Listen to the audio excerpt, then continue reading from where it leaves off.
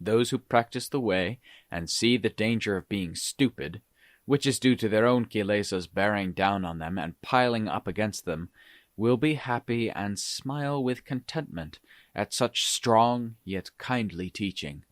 This teaching, which is given with the aim of curbing and curing their own kilesas, and it comes from an acharya whose citta is full of metta and thoughts of helping others in all sorts of ways to get free from, to avoid, and evade the kilesas and a massive suffering, and not to give way, lie down submerged and defeated, completely subject to the power of the kilesas which always bear down and force one towards destruction and ruin.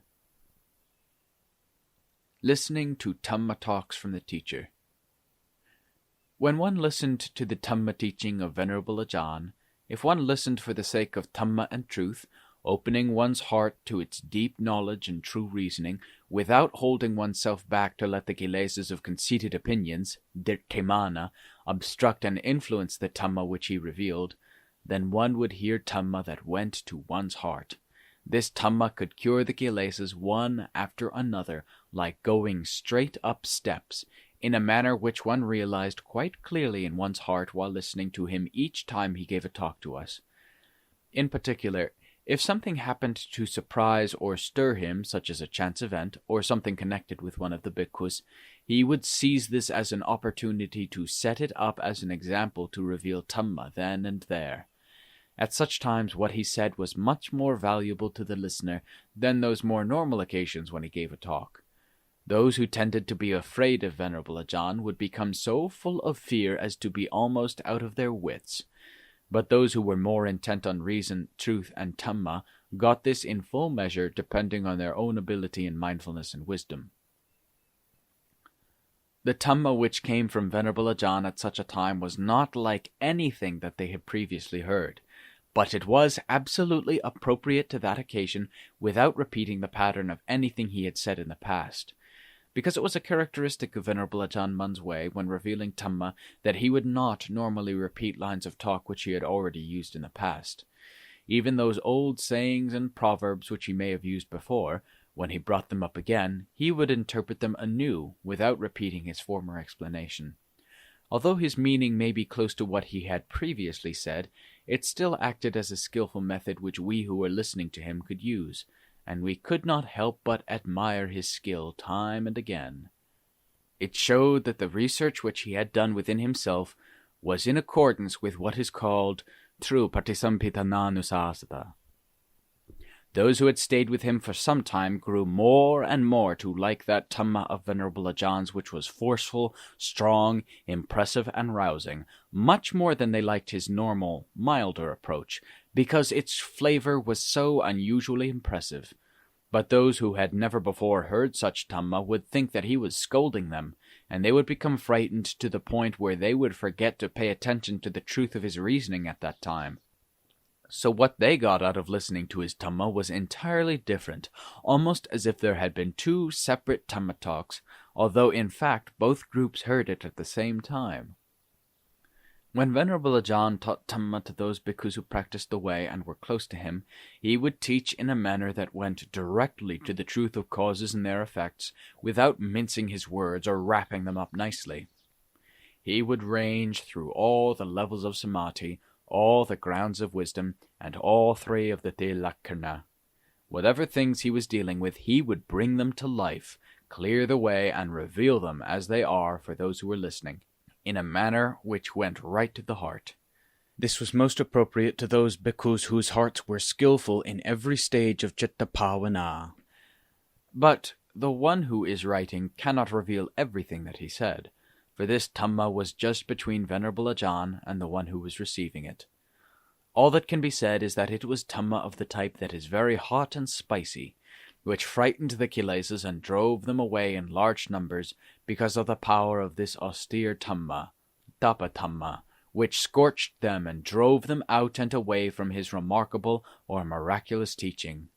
Anusasaniya Bhartiharya, like water being dried up by the sun. It was as if one could see all the clans, families, and relatives of all the different types of kilesas being broken up and forced to disperse in disarray without retaining any semblance of order at that time. It is said that when the Lord Buddha reached the end of a Dhamma talk, some or many of his faithful followers penetrated the exalted path and fruition Dhamma from the lowest level of the Arya Dhamma up to the highest level. In this present age, although the type of Dhamma talk of the kind which reveals the elements of the world, Loka Dhatu, which Venerable Ajaan Mun taught to the circle of bhikkhus who are practicing the way, may be only an insignificant shadow in comparison with what the Buddha taught, yet when the writer compares them together to assess the truth of the above assertion, he cannot help but have complete faith that what is said to have happened after the Dhamma talks of the Lord Buddha is completely true. Those who say he is gullible and believes too easily may say so, but those who believe will continue to believe what we have written, for the kilesas are a true and genuine factor in the noble truths, Arya Satya, and the Dhamma which cures and overcomes these kilesas is also a true factor in the Arya Satya. When the second truth reaches the first truth in full force, the chitta is bound to experience a manifest result every time and everywhere that it happens, in everybody without exception. The Lord Buddha taught the truth of Dhamma, and Venerable Ajaan Mun also taught the truth of Dhamma, for the purpose of curing the kilesas which truly exist, and have always done so in every age and time in the same way as they do now. Therefore, whoever may give such a teaching, the loss and dispersal of the kilesas, which occurs due to the Dhamma teaching, which washes and cleanses them out, is valid as far as reason is concerned. One should not object to this, because both the kilesas and the path, Magga, do not depend on anything except only on the acquisition and accumulation of the kilesas and the curing of the kilesas. That's all. It's like a thing or a place which is filthy. The cleansing of it depends only on its being washed with clean water. While listening to Venerable Ajaan Mun giving a Dhamma talk, those in particular whose chittas had reached the ground of wisdom should have been in a fit state to be able to analyze and see the implications of what he said, while following the lead given by Venerable Ajaan. This means seeing clearly while wisdom is destroying the kilesas by relying upon Venerable Ajaan's Dhamma to prepare the ground. Those who were listening and analyzing following Venerable Ajaan's lead would therefore at the same time be curing the kilesas bit by bit accordingly. By listening, analyzing, and curing some of one's problems this time, and then listening to another Dhamma talk in the future, doing further analysis and making further inroads into the kilesas, and by going on in this way many times, they must surely be able to get through the thick jungle of the kilesas and go free. Therefore, those who do not want to let others believe that listening to a Dhamma talk can lead to the penetration of the path and fruition, would seem to be making an exhibition of those kilesas which they have been fond of displaying in the past. For normally, the kilesas do not like reason, but rather they like making a display of self, and flattering their owners that they are clever, even though they are not clever, and even though those who truly are clever and wise and far more senior keep on blaming them and remonstrating with them all the time.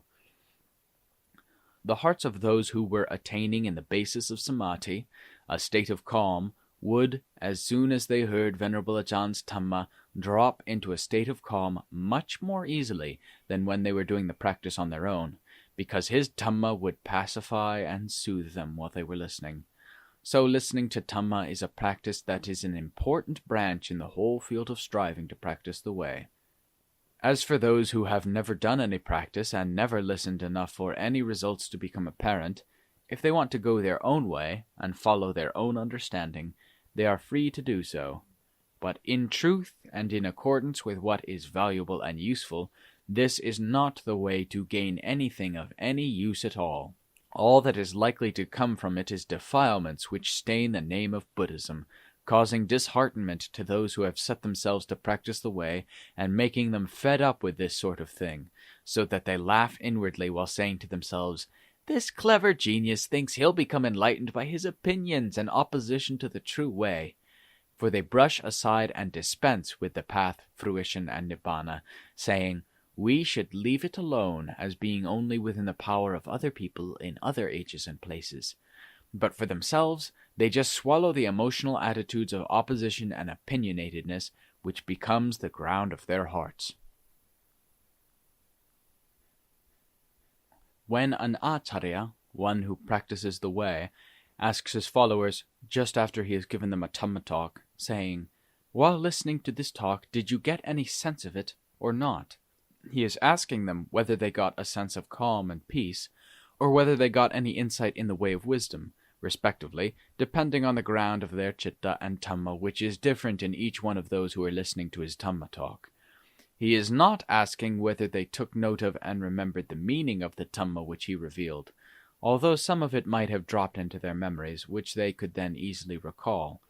But it is not at all necessary to be able to remember or recall whatever has slipped away, for the important thing is to set one's chitta to attend with present awareness right there while listening, and not forgetfully slipping away to other seductive and emotionally charged topics, but having mindfulness to accompany the chitta with the duty of maintaining inward self-knowing. The flow of Dhamma which the Venerable Acharya is revealing will then enter and make contact with this knowing which has already been properly established, and one will hear clearly and listen to every word, far more so than sending the chitta outwards to receive Dhamma. The chitta and the flow of Dhamma make contact and acknowledge each other, not in fits and starts, but steadily and continually, lulling and soothing the chitta, causing it to become calm and unwavering, and to drop into samadhi. Then, while listening, other emotionally charged sense stimuli do not intrude and cause trouble, nor does the chitta go out and become involved with external things which arouse interest, which agitate the heart, making it dull and inert. So there is just the chitta and Dhamma in contact with each other, and the chitta will tend to become calm by itself. Once it has become calm, there will be no more enticing thoughts and imaginings to cause disturbance, and one tends automatically to forget one's tiredness, aches, and stiffness, as well as the passing of time. In fact, it seems at this time almost as if one did not have a body, for all that remains is the resulting peace and calm, letting the chitta drink of the best nutritive essence rather than the other thoughts and sensations to which it is attached, arammana. While the chitta and Dhamma are intimately associated together as one entity, there will be no weariness, irritation, or boredom for however long it may last. For as long as the chitta does not withdraw from this state of calm, the body will not be troubled with any painful feelings, nor will the chitta be bothered by emotionally biased objects and situations, arammana. The heart and Dhamma will then be together with each other, dwelling in a state of calm and peace, for they have never been antagonistic to each other since the beginning of time. But as soon as any other emotionally biased object or state arises and becomes manifest, it arouses antagonism. Then the body feels weary, the heart becomes irritable, sleepiness grows strong, and one's flesh, sinews, and bones in various parts of the body start to give rise to aches and pains which rapidly spread everywhere, as if its parts are going one after another into a state of decay. Because those kilesas which are the basis of laziness tend to go around the various parts of the body, disturbing them and inducing them all to ache and pain and give trouble. Finally, the effort to practice breaks up and becomes incoherent, diffuse, and half-hearted in an incompetent way, because this is in fact just what it is. This is the story of the kilesas, and all kinds of them work in the same way. They all lead people and other beings to harm and destruction, whatever type they may be. So they are called Mara, the evil one. If there are few of them, they may cause trouble and damage in a small way, but if they are many, they cause much trouble and much destruction. They are in opposition to Dhamma, which is the one that helps, supports, and promotes us in all ways that are good. The more Dhamma a person has, the more it will tend to make his heart calm and peaceful, and he can go on gaining more and more Dhamma until his heart is entirely Dhamma. Then he will have changed entirely and become Dhamma throughout. Such are the ones who are entirely possessed of Dhamma and possessed of supreme and eternal happiness. When Venerable Ajaan Mun used to ask whether we had got the meaning of a talk on Dhamma that he had just given, the above explanation is what he meant. starting from a state of calm and happiness while still listening, right up to a state of brightness and clarity and wisdom that can enable one to get rid of some of the kilesas each time, depending on one's ground or level. This is what he meant by getting the meaning while listening to a Dhamma talk. It may happen many times until one can finally reach the end of the kilesas and know all Dhamma at that moment, and this is what he called getting the whole meaning. Generally speaking, the Thutanga Kammatthana bhikkhus listen to Dhamma and get the meaning. They set up the intention to get the meaning where the heart and Dhamma come together, and the result of this is a state of calm and clear seeing which arises in the heart. As for remembering the gist of the Dhamma which was revealed in the talk, they do not consider this to be so important as keeping their attention firmly fixed where Dhamma and the heart come together. Because of this, however many of them are sitting and listening to the Dhamma talk, they are so still it seems almost as if nobody is there. For each of them has fixed his attention to listen in his own heart, and each one is just like a tree stump, motionless, without any sign of fidgeting to show that he is tired or bored and has had enough. The only sound is that of Venerable Ajaan, who is delivering a concentrated form of Dhamma which puts one in mind of a heavy thunderstorm with hailstones and high winds blowing and gusting about this way and that. At this time, it also seems as if all the kilesas and evil kamma would be blown away and destroyed by the blast flowing from the Dhamma. Because while listening with fixed and firm attention to the meaning, not one of the kilesas is going to show its face and open its mouth to display its conceit and arrogance, while mindfulness and wisdom are cutting them down and chopping them to pieces with all their strength. All that remains is Dhamma, which externally is the sound of Dhamma, and internally is the heart immersed and infused together with Dhamma as one, with nothing but joy and happiness accompanying the calm and peaceful Dhamma which is experienced arising in the heart. Each time the Dhamma talk would last 3 or 4 hours, after which, if any of us had any problems that were appropriate, we could respectfully ask the Venerable Ajaan to help and point out the solution to the problem until it was well understood. After this we would disperse, each one returning to the place where he was staying. Some would then go to walk on their chankama paths, to ease the stiffness from sitting a long time, and to remove the kilesas from their hearts, using whatever method in which their mindfulness and wisdom is strong and capable of practicing. They would probably go on walking for several hours before stopping and going to have a rest. But on those days where there is a Dhamma talk, the time when they leave off to take a rest is much later than usual, because they consider that they are special days and special occasions. So some of them decide to maintain their striving only in the 3 postures of standing, walking, and sitting until dawn, without lying down and sleeping. There are 2 reasons why they do not lie down and sleep at night. The first is because they want to struggle and make great efforts in their striving as a way of paying homage to the Dhamma which Venerable Ajaan revealed with great metta in the most heartfelt way right through from beginning to end. For after listening, faith would arise and increase, giving them the will to struggle, to try to do, and to follow what he taught with such metta. The second reason why they take no sleep is because they have absorbed the Dhamma of Venerable Ajaan very deeply, and the flavor of Dhamma which remains in their hearts is what has opened up their hearts.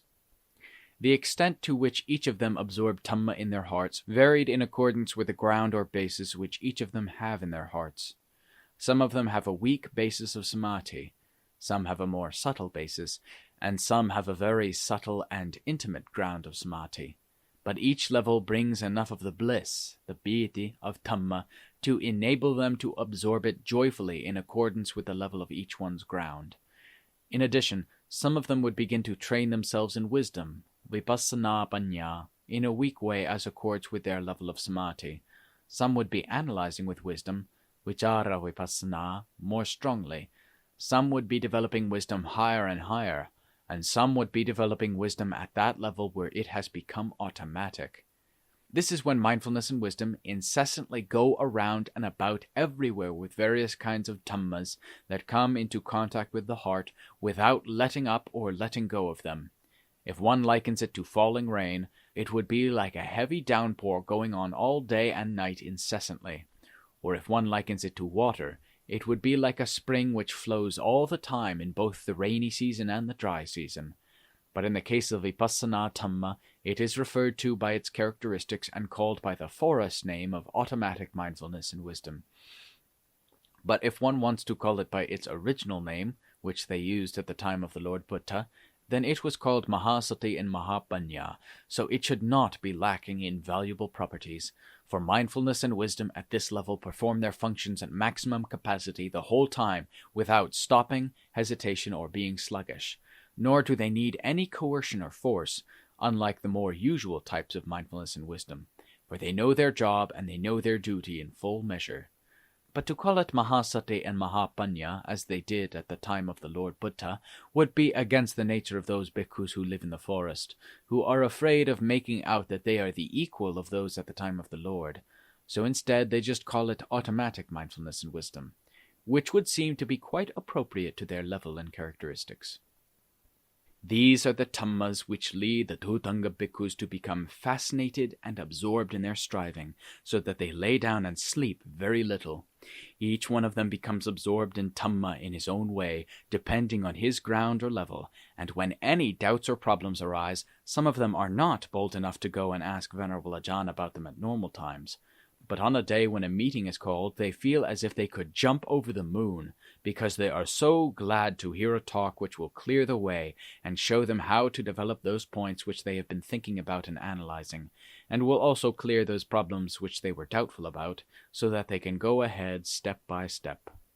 Each of them gets prepared and sets up a state of zeal, waiting ready to receive the cleansing Dhamma from Venerable Ajaan Mun, as if they had been waiting years for it. So when the time comes, they gather at the meeting place in a calm, modest, and graceful manner, which should arouse much respect and faith in anyone who saw it, a thing such as is rarely seen elsewhere. Each one of them goes to the meeting intent on the purpose of Dhamma, and with a determination to hear Dhamma which goes to the heart, and each of them pays obeisance by prostrating before sitting down politely while waiting to hear Dhamma. As soon as he is ready, the Acharya who is giving the talk begins to reveal Dhamma. Quietly and gently it flows out, steadily, without breaks, like rain when it starts to fall drop by drop. But before he begins to talk, he calms down any turbulence of mind that may be present for a short while. I think and believe that he was probably determining what aspect of Dhamma he should deal with, which would be suited to those who were waiting ready to listen to him. It was after this that he would begin to reveal that Dhamma which he taught only to the Dhutanga bhikkhus. Generally speaking, he would start from the level of samadhi and then go on to wisdom, finally leading to the highest level of Dhamma, vimutti, freedom, and then finish. While he was revealing Dhamma, there were no disturbing sounds at all, but only the sound of Dhamma that he was proclaiming, which resonated around the place where they had met together. Those who were listening were doing so with interest, waiting to know and wanting to see accordingly, in conformity with Venerable Ajaan's teaching, fully committed and wholeheartedly, not slipping away into forgetfulness and distraction so that the chitta ran away elsewhere, but keeping their attention fixed firmly, looking at the heart alone, which is worthy of Dhamma at all levels. In this way, the Dhamma which the Acharya reveals, and the heart which is set, ready to accept it properly, are both suitable and appropriate for experiencing all sorts of things to enter, make contact, and get involved with the heart. Whether he talks of the Noble Truths, the Satipatthana, or the Telakkhana, Anicca, Dukkha, Anatta, they are equally the truth, and embrace the whole field of human beings and all other beings throughout the whole universe, the Lokadhatu, which he reveals at that time. So it is like listening to the truth of the universe flowing in and filling the heart, which, having been prepared to accept and know it in a fully committed way, makes them listen wholeheartedly. Because the Dhamma which goes back and forth, making contact with things both near and far, internally and externally, while Venerable Acharya brought them up and displayed them, is the Dhamma which helps in all ways, in everything, down in the body and the chitta of those who can listen to it, and there is no way left for doubts to arise. After listening to the talk which Venerable Ajaan gave with great metta, and hearing about that which is good and virtuous, as well as that which is bad and faulty, the heart of the listener, which has in the past gathered, accumulated, and guarded all the kilesas, thinking of them as being fundamentally good things right from the first beginning, should be willing to let go of them and get rid of them. Otherwise it means that his heart must have been much too blind, dull, and closed. But who would deliberately set themselves to accumulate and shower more dukkha on themselves at such a time? Especially after they had determined to listen to the truth with full-hearted willingness, from their Acharya who reveals Dhamma that is wholly true. Rather, they would just be listening to his teaching which was true Dhamma, so as to see clearly what was faulty and what virtuous in themselves, following his talk. Then those things which were wrong and faulty should be willingly let go of, whereas those that were virtuous should be held to and developed in accordance with the truth and their intention. This is the only way for them. Therefore, those who listen for the sake of truth of Dhamma, which the Acharya is displaying in a true and valid way, have a means of knowing and of getting rid of, and this is the result that comes, and this result is their confirmation and guarantee.